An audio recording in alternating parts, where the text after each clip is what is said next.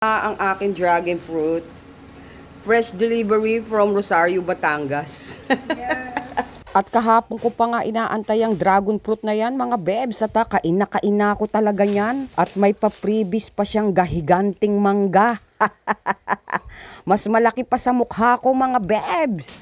Eto na nga yung ating mga dragon fruit, mga bebs. Bilangin natin dahil ito ay nasa 3.5 kilo na binili ko kay Michelle. Shout out sa iyo, Michelle. Special delivery pa, dinor to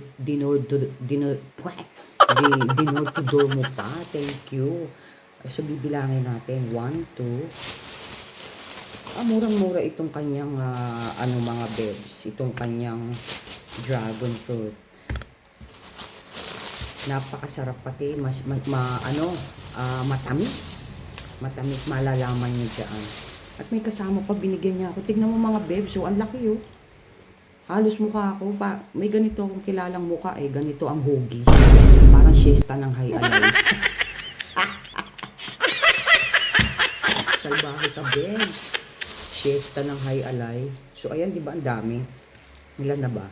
2, 4, 6, 8, 9, 10, 11. So, 11 mga bebs.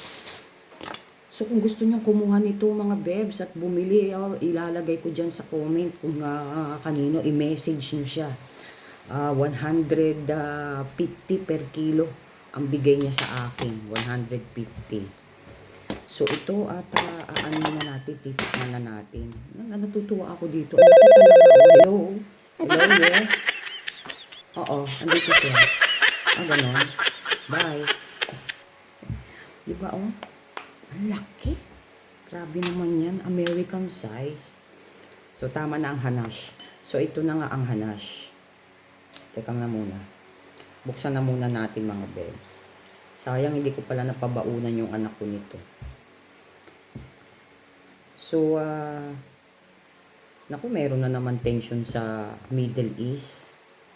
Ngayon itinatanggi naman nitong Iran na hindi sila yung umatake doon sa UAE. Itatanggi, nasa radar nga, nasa satellite nila. Bakit pa itatanggi? Sana may ganyan din dito no, sa atin, yung mga chismosa may radar satellite para alam mo kung saan nanggaling yung chismis. Sila alam nila kagad kung saan nanggaling yung missile. Sana ganun din. Pagka-chismis, alam mo kung sino yung nagbalita, alam mo kung sino yung nagpakalat. May radar satellite. Sana ganun. Okay. Sarap talaga. Napakasarap mga bebs.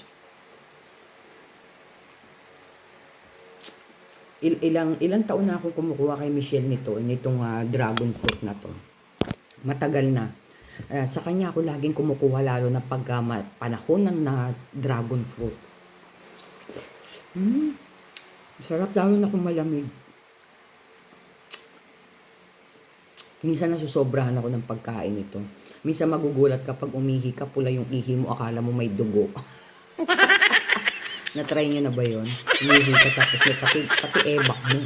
Pati ebak mo kulay pula. Nakakala mo may almoranas ka na nahirapan kang tumae kaya nagasgas yung puwet mo.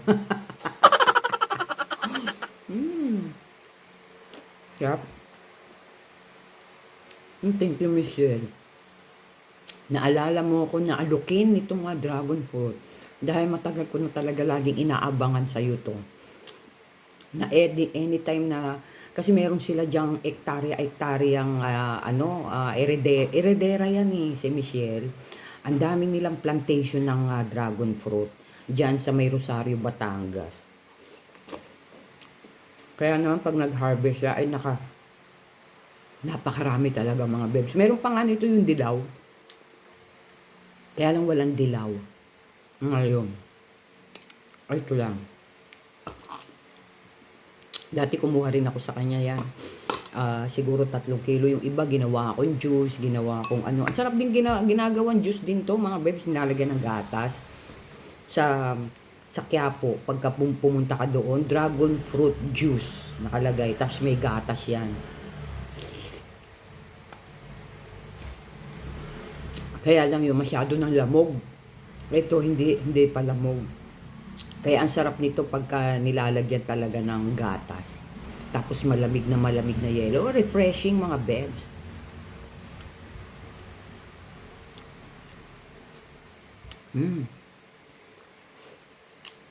Sarap.